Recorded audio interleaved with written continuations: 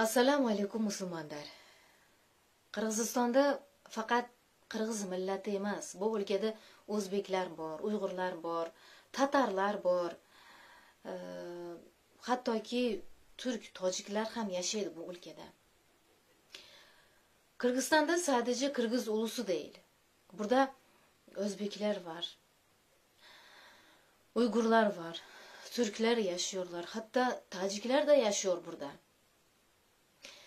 Neden? İmam-ı Rahman siyaseti. Neden Tacikistan bize savaş açıyor? Neden bize saldırıyor? Bizim ülkeden Tacikistan ülkesi ne istiyor? 3-4 gündür ki sakin uyumak yok bizde. Çocuklarımız, kadınlar, hamilesi var kadınlar hepsi dağa kaçıyor. Tacik askerleri bizim yerde. Evimizi yakıyorlar. Kur'an kitapları yakıyorlar. Şeylerimizi kendi ülkesine götürüyorlar. Bizim ülkeden İmam-ı Rahman ne istiyor?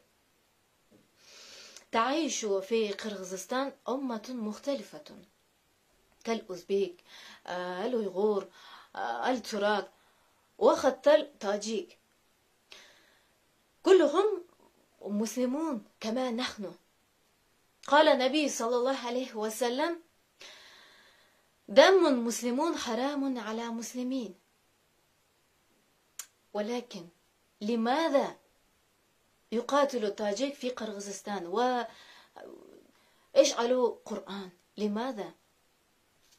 هذا الأرض أمانة الله وليست إمام الرحمن، ليست إمام الرحمن.